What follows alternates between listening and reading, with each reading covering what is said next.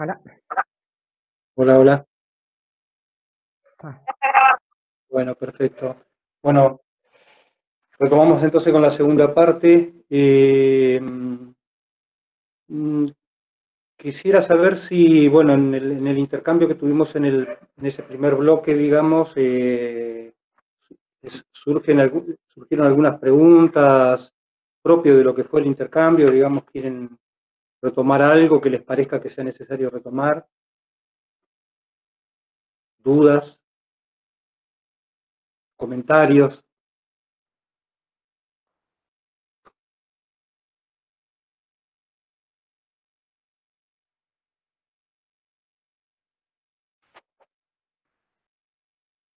¿no? No, profe, Bueno, va por mi parte. No, profe, por mí tampoco estoy bien. bien. Eh,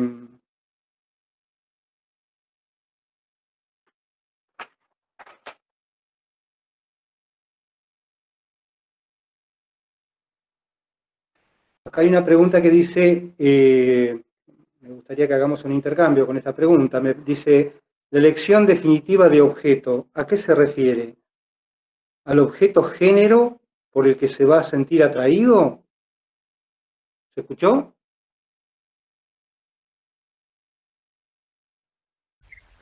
Medio entrecortado, profe. Va de nuevo entonces. Todos tenemos a ver cómo está el micrófono. Dice, la elección definitiva de objeto, ¿a qué se refiere? ¿Al objeto género por el que se va a sentir atraído? ¿Qué piensan? ¿A qué elección de objetos estará haciendo referencia Freud, digamos?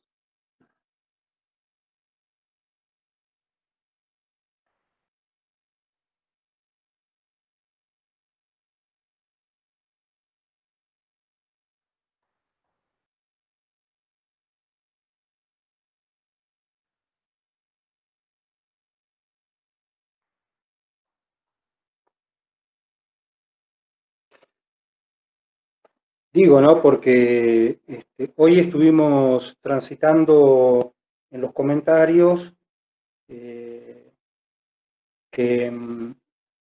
digamos, como mínimo se requiere de la segunda vuelta del Edipo, ¿no? Para hacer una elección definitiva de objeto, no sé si definitiva, alguna elección de objeto sexual, ¿no? Que se está refiriendo a eso, al objeto, al posicionamiento posterior también, ¿sí? Digo, en esto entra también un territorio que tiene que ver con la diversidad de posibilidades que hay respecto de las elecciones de objeto, ¿no? Pero aún así hay algo de la cuestión que se plantea y que tiene que ver con lo que Freud acá establece como, digamos, lo femenino y lo masculino, ¿no? Como dos posicionamientos en principio. Pero que por supuesto no va a tener que ver ni va a responder al género desde el punto de vista de lo biológico, digamos, ¿no?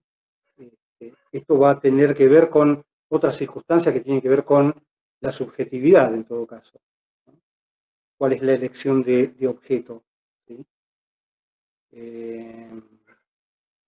Me parece que ese es un punto bastante importante, digamos,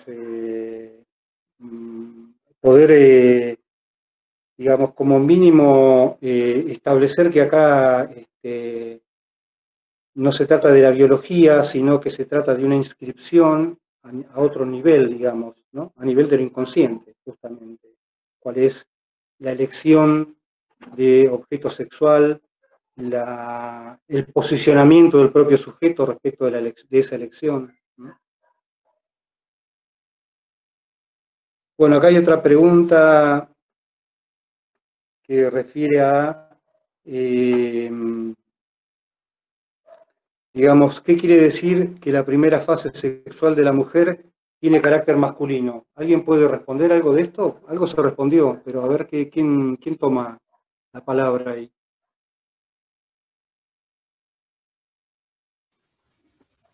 La profe, Sí, está ligado a esta primera identificación del clítoris como zona rectora de la sexualidad de la niña, que es este pene inconcluso, pequeño, por el cual ella siente inferioridad en comparación al miembro de los varoncitos o el que toque. y que también ahí pueden remitirse de alguna manera a la organización genital infantil porque, bueno, está en ese tiempo que tiene que ver con la primacía fálica, ¿no? En la cual también está incluida la niña.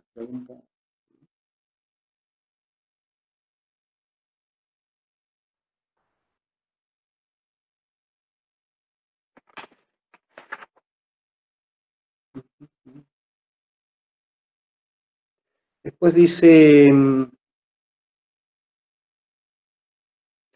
sobre la sexualidad femenina. Eduardo, ¿Quién? yo, Erika, me quedé pensando en algo con respecto a la... Apaga tu micrófono un toque, Sí, porque si no me escucho a mí. para un segundito. Que me quedé pensando en esto de la pregunta anterior respecto del objeto, porque ahí hay dos cuestiones para pensar y me parece que son más claras en el Edipo de la niña, porque hay dos cambios ahí que la niña tendría que hacer o se le impondrían. Uno que es el objeto de amor y otro el órgano rector, que son dos cuestiones diferentes, digamos, porque de acuerdo a en qué lugar, digamos, por dónde pase la inscripción, si por lo, digamos, por el falo, o no todo falo, podríamos decir, eso marca una posición. Y después, la elección de objeto de amor es otra. Digo, porque alguien podría ubicarse como mujer, para decirlo de alguna manera, y elegir como objeto de amor otra mujer o un hombre. Lo mismo a la inversa, ¿no? El varón podría identificarse al significante fálico y sin embargo elegir como objeto de amor otro hombre, o sea, hacer una elección homosexual en ese punto. Entonces hay dos cuestiones para pensar ahí, ¿no? Una que tendría que ver con la ubicación y otra con la elección de objeto.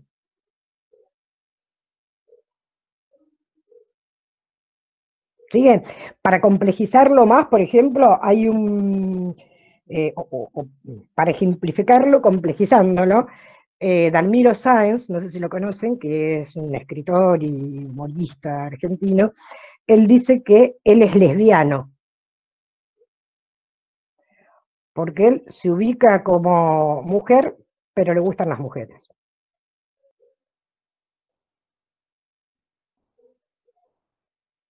Erika lo plantea así, como mujer o como una posición femenina, digamos. Sí, no sé cómo lo dice, porque, digamos, para nosotros en psicoanálisis, hay, la mujer sería radicalmente, el otro sexo es radical, y en ese punto todos seríamos homosexuales, ¿no? Porque lo femenino sería lo radicalmente otro. Pero él lo dice así como en el sentido más vulgar.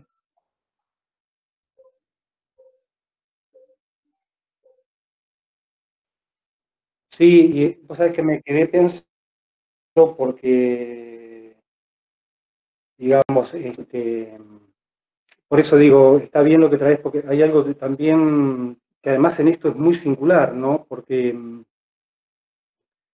yo, por ejemplo, estoy escuchando a alguien que está en un adolescente podríamos decir, una, aunque biológicamente parece que es uno, digo, ¿no? Porque hay elecciones homosexuales donde el sujeto, digamos, no abandona ese lugar masculino de alguna manera, ¿sí? Aunque haga una elección de objeto, la elección de objeto es otra. Y en este caso es alguien que, digamos, se trata de biológicamente como un varón, pero se siente una. Ella se denomina así, y además está en un cambio de identidad, digamos, ¿no? Identidad en el sentido del registro civil, me refiero, ¿no? Y implica, porque digo, en esto hay toda una... se establecen discusiones, ¿no? Porque inmediatamente por ahí, desde otra perspectiva, es, bueno, pero si va a ser un cambio a nivel del registro civil y de su identificación de DNI, ¿estará segura que quiere ser eso? ¿No? O después, no, digo, porque ahí hay una cuestión que me parece que implica el registro civil, que es la apropiación de la identidad, ¿no? Si está segura, no va a ser cosa que mañana venga a querer cambiar, ¿no? Y también pensaba en esto que decías vos, donde también porque si no, digamos, algo que sucede a nivel incluso institucional y más allá cultural, es como un intento por forzar una elección sexual lineal, ¿no? Como si alguien no pudiera durante el tránsito de su vida hacer un cambio, por ejemplo, ¿no? Es decir, cambio de objeto, refiero, ¿no?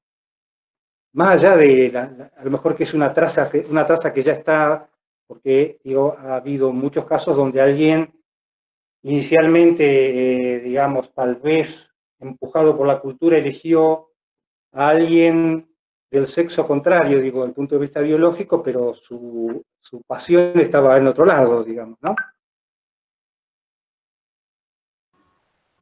Yo vi una serie que por ahí no sé si tiene algo que ver, pero está relacionado con esto de que en la serie había una persona que era varón y se volvió trans, pero seguía estando en pareja con la mamá de su hijo.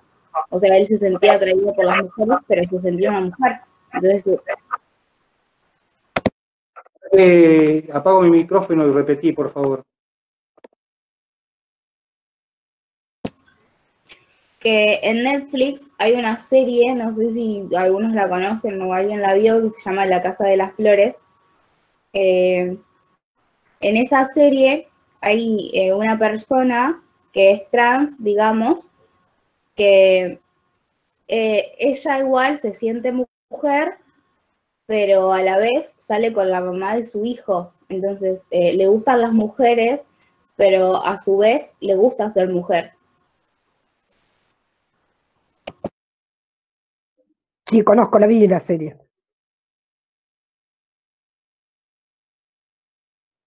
¿Podés repetir el título, por favor? La Casa de las Flores se llama. La Casa de las Flores. La voy a chusmear.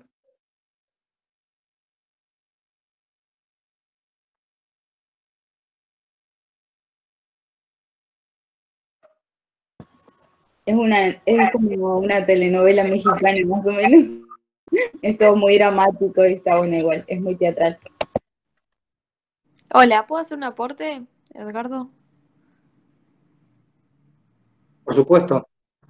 No, pensaba un poco también para pensar los aportes del género, digamos, en estas cuestiones. La idea es no, por ahí no confundirnos lo que es identidad de género con orientación sexual, ¿no? Por esto de que quien se posiciona como femenina o expresado por un momento posicionado por el femenino, digamos, no va más allá de su orientación, que puede estar orientado hacia la misma persona, a la persona del mismo sexo, u otro sexo u otro género, ¿no? Esto que decía la compañera de esa serie, bueno, habla de eso, ahí lo que varió fue el posicionamiento identitario o la identidad y no por ahí la orientación sexual. Sí, No sé a si eso escuchó algo. incluso, sí, pero a eso incluso habría que darle una vuelta más por el lado de que en psicoanálisis no hablamos de identidad, digamos, ¿no? Sino que hablamos de identificaciones, porque no es lo mismo en ese punto como tal vez lo consideran otras disciplinas, ¿no? Como piensan otras disciplinas la cuestión de la identidad de género, la identidad sexual y demás. Para nosotros pasa por todo el problema de las identificaciones, pero sí, digamos, efectivamente es diferente qué posición tome alguien a qué objeto elija. Claro, Eso es ahí diferente. estaría bien, ahí estaría mejor desarrollada la idea. Gracias, Erika.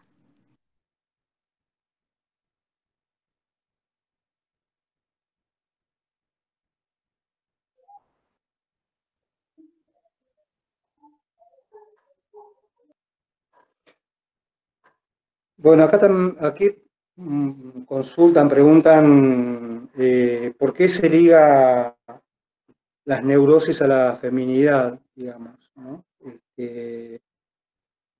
No sé,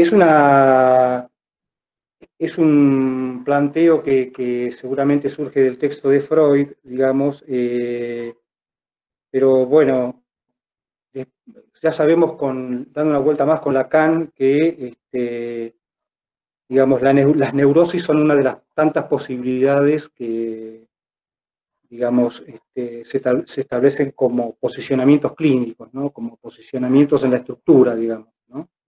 Ya vamos a ir viendo, supongo que el año que viene, vieron que esta cuestión de la pandemia genera incertidumbre en el día a día, digamos, así que suponemos que el año que viene vamos a estar en algún lugar, o virtual o en las aulas, no lo sé, por lo que pinta no está tan seguro que sean las aulas, pero ojalá. Pero bueno, ahí vamos a poder ir, digamos, estableciendo esto de territorios ligados a la neurosis, a la psicosis, a las perversiones, bueno, que tienen que ver con posicionamientos clínicos, digamos, ¿no? Propiamente. Sí, y que además, digamos, si bien el tipo clínico príncipe, por decirlo de alguna manera, de las mujeres podría ser la histeria, sí, no es lo mismo la histeria que lo femenino o que la mujer. Claro. Hay diferencia ahí, porque justamente la histérica se ubica en una posición fálica. Y la mujer sería no todo fálica, digamos, ¿no? Todo fálico. Hay un resto que no puede ser representado por el falo. O sea, no todo fálica y necesariamente fálica sería, ¿no? Digamos, hay algo que la liga al falo, ¿no?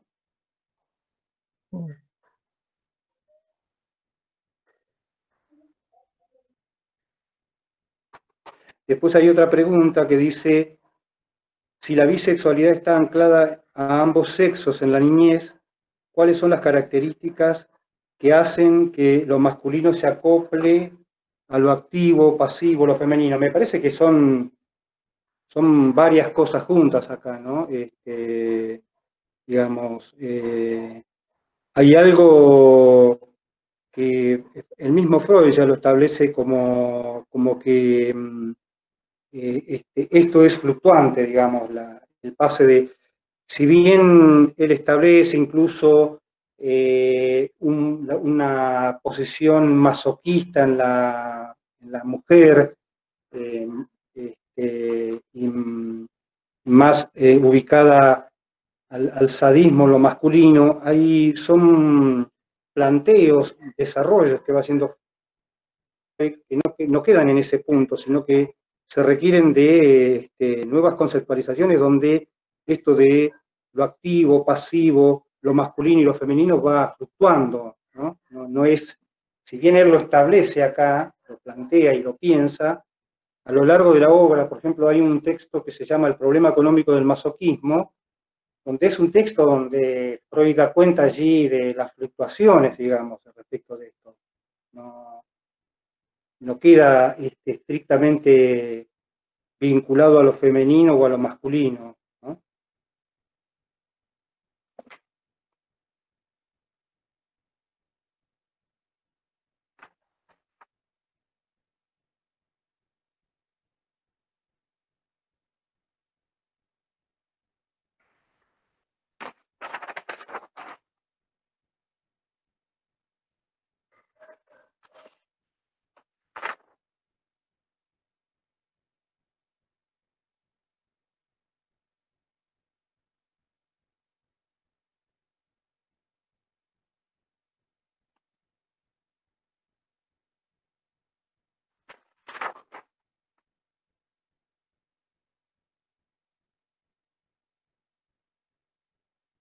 Acá hay otra pregunta en referencia, a ver cómo la pueden ir pensando.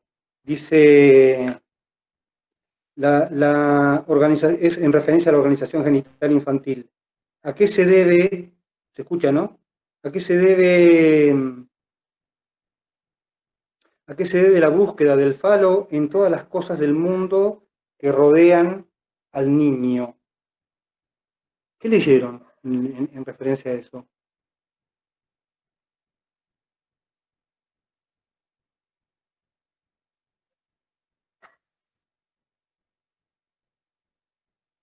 Me refiero al texto de la organización genital infantil.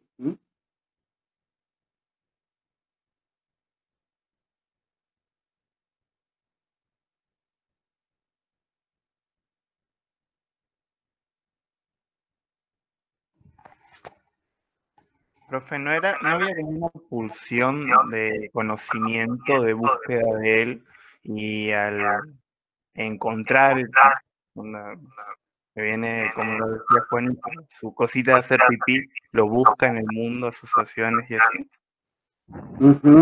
A ver si lo podés aclarar un poquito más.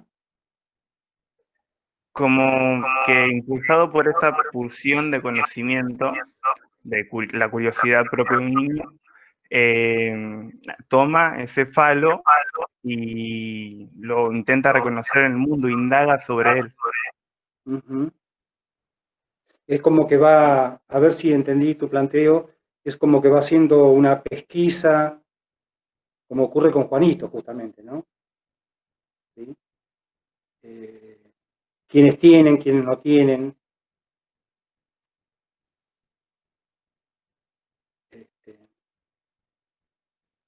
Y porque el mundo, justamente, desde ese planteo freudiano, se organiza alrededor del falo, ¿no? De la primacía del falo.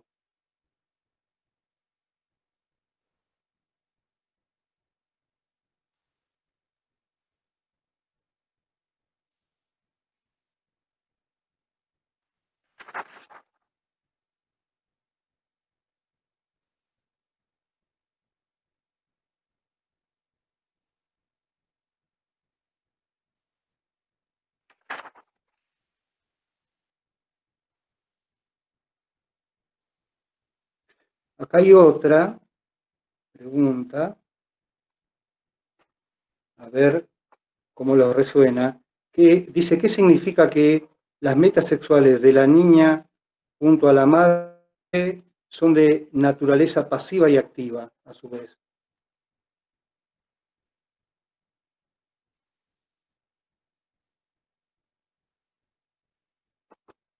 ¿Qué piensan?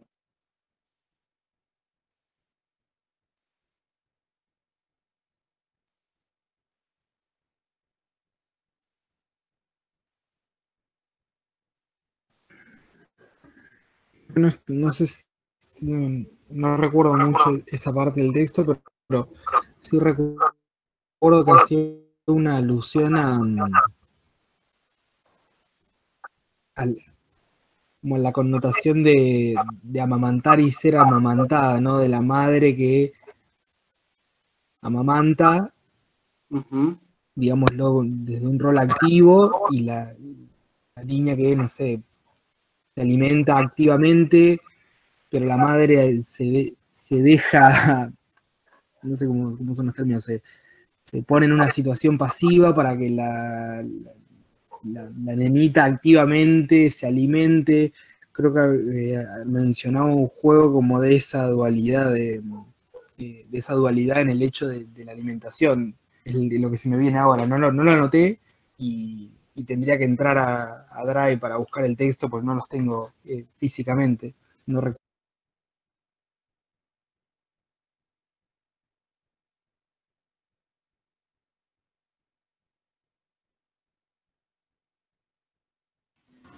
Profe, tenés el micrófono apagado. Tenés el...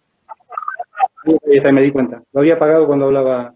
Y me parece que es una pregunta que vuelve a algo que trajimos hoy, que se plantea hoy sobre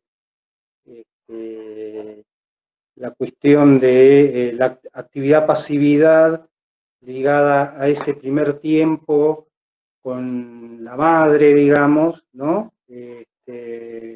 Sobre la actividad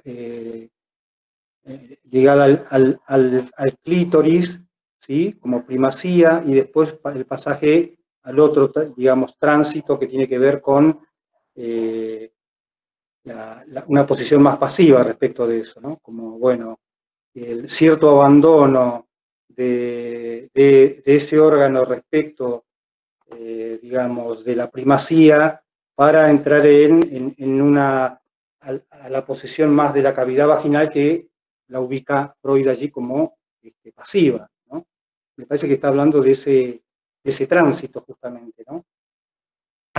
Sí, otro texto al que se puede, porque ustedes trabajaron ya Pulsiones y sus destinos, digamos, y ahí cuando Freud piensa la pulsión y la piensa, digamos, como dividida en 4...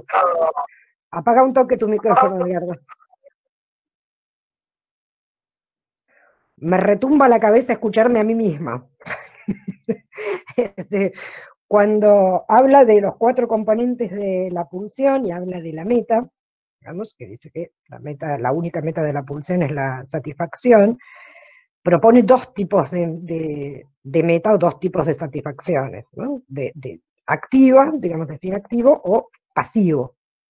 No sé si recuerdan esa parte, ¿no? Donde desarrolla toda la cuestión del mirar o ser mirado, vamos, y luego habla del sadismo y el masoquismo.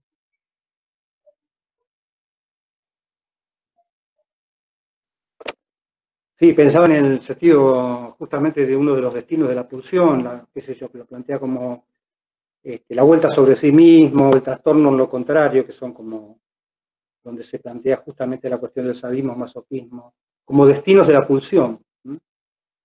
Porque había alguna pregunta relacionada a eso, si se trataba de un destino de la pulsión. Bueno, es uno de los destinos, incluso también con características parciales, digamos, ¿no? Porque puede haber más de un destino en la pulsión, ¿no? Profe, hay una parte en el texto de la feminidad que habla sobre que lo masculino sería activo y pasivo. ¿Qué se refiere con eso? Bien, por eso mismo planteaba, ahí tenemos, digamos, que pensar en ese planteo que hace Freud en Pulsiones y sus destinos, como uno de los destinos de la pulsión, lo plantea como el trastorno en lo contrario, digamos, o también, digamos, como una posición que Freud localiza en lo femenino, donde lo ubica él inicialmente lo femenino como lo pasivo y lo masculino como lo activo. Pero insisto en algo, esto es un primer, digamos, tránsito que realiza Freud allí, en esos textos, pero que después va a ir, incluso ya él mismo lo dice, son posicionamientos que de alguna manera pueden ir fluctuando, oscilando, ¿sí? No son definitivos. ¿Sí? Pero él ubica en un primer momento lo pasivo para lo femenino y lo activo en lo masculino. Pero eso, de hecho, digamos, puede haber, hay posicionamientos que van fluctuando respecto de eso, ¿no? Alguien puede estar posicionado, digamos, masculinamente en un momento y en otro momento, digamos, asumir algo de la feminidad, ¿sí? O de lo femenino. Esto es algo que es interesante tener presente, digamos, para no abrochar rápidamente activo con masculino y pasivo con femenino, digamos, ¿no?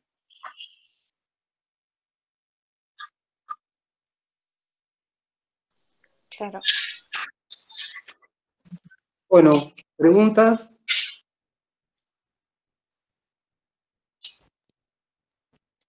¿Otras preguntas?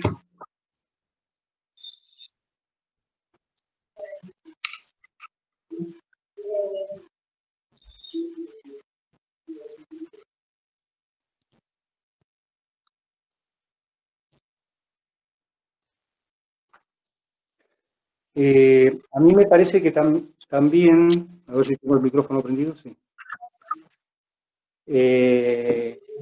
Respecto de esto, ahora entiendo que en unos días más la profesora va a pasar los textos del viernes que viene, pero me parece que hay mucha tela acá, digamos, ¿no? No vamos a agotar estos temas hoy, ni mucho menos. Me parece que justamente es una temática que nos implica el no todo, nos implica algo que, si hay algo que establece lo femenino, es un punto bueno,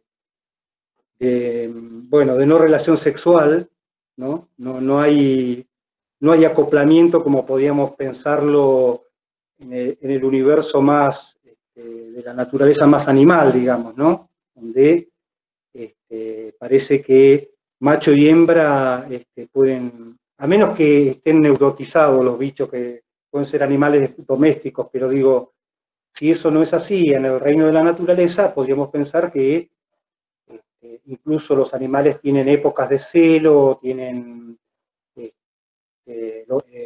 justamente hay un acoplamiento que se plantea por el lado de la procreación, digamos, ¿no? En el humano esto no funciona así y justamente lo que se establece es que no hay completud, no hay esa copulación típica que uno puede ver entre los bichos, más allá que hay relaciones sexuales, por supuesto. Hay relaciones, lo que no hay es completud.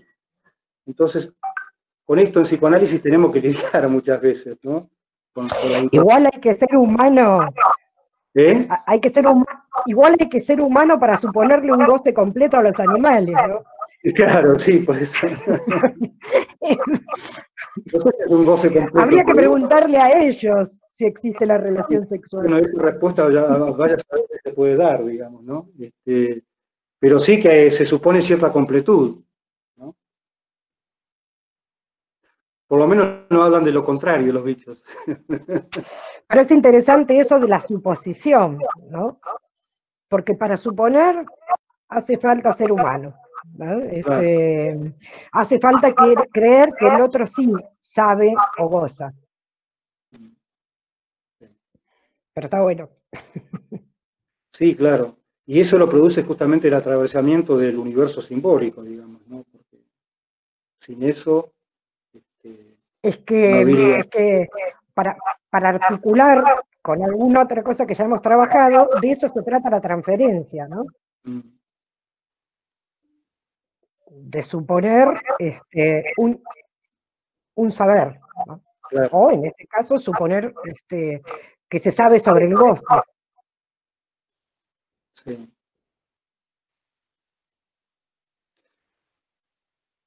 Bueno, ¿alguna pregunta que surja?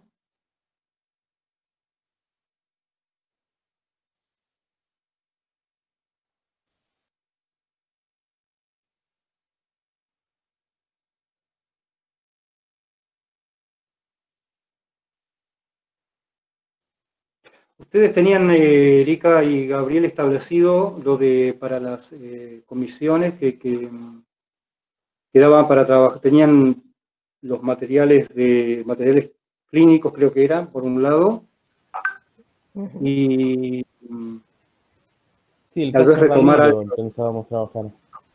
¿Cómo, Gabriel? El caso Ramiro pensábamos trabajar para la semana que viene. El caso de Belén Correa, que se llama Nenúfar No Ramiro, es el título. Nosotros lo conocemos por el caso Ramiro. Y en articulación con estos temas que venimos pensando. Buenísimo. Bien. Bueno, no sé si no tienen más preguntas. ¿Alguien que quiera hacer algún comentario?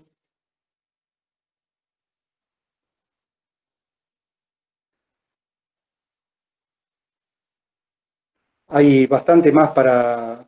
A esto, digamos, obviamente merece, digamos, en el tránsito, porque hay cuestiones que necesitan tránsito de cursado y de lecturas, de otras lecturas, para poder ir articulando las conceptualizaciones, digamos, ¿no? Sí, Erika hacía mención justamente a,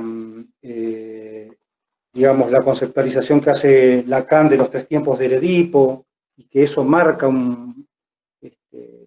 diferencias con el Edipo freudiano. ¿Sí? Hay otro texto que me parece re importante para esto, para poder pensar incluso los efectos que puede tener la amenaza de castración, digamos, que es Introducción del narcisismo, digamos, ¿no? Que, bueno, lo que la amenaza de castración atenta es justamente contra algo respecto del yo, ¿no? Lo que está en juego es algo del yo ahí, algo preciado para ese sujeto. O sea que todavía hay como toda una serie de otros textos y teorizaciones que nos van a permitir ir pudiendo pensar, digamos, este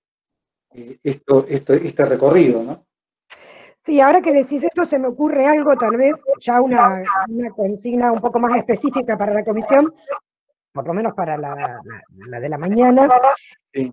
Si hay algunas preguntas ahí que ustedes mandaron y que no quedaron, digamos, tomadas por alguna razón, o creen ustedes que no fueron respondidas, que se las hagan al texto, al caso clínico. Y después lo conversamos en la comisión, ¿no? Porque hay puntos donde uno, me parece, toma las preguntas desde la lógica de uno, ¿no?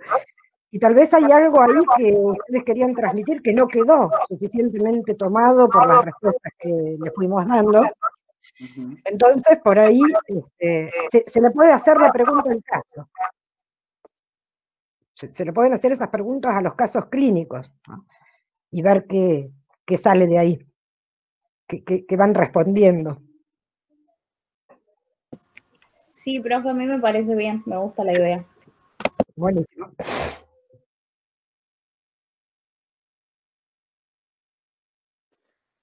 Sí, porque de hecho yo fui tomando algunas, no tomé todas las preguntas, y algunas están como, por eso les decía, algunas están como muy recortadas respecto del texto, y estaría bueno como localizarlo porque tiene digamos, la pregunta a veces que refiere a una cuestión puntual o a un párrafo puntual, requiere justamente del contexto que le da ese texto, digamos, ¿no? A veces, si ustedes leen solamente una oración, como hay preguntas así, queda como muy recordado, entonces es importante poder ubicar dentro del texto cómo viene esa transmisión, justamente para poder pescar cuál es el sentido, si no queda como deshilachado, ¿se entiende?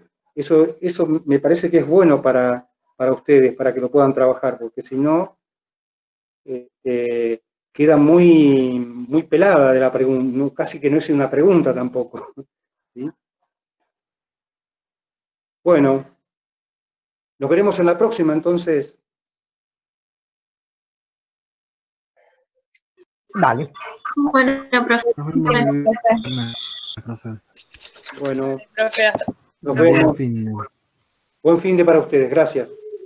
Nos vemos, buen fin de Nos vemos. Gracias. semana.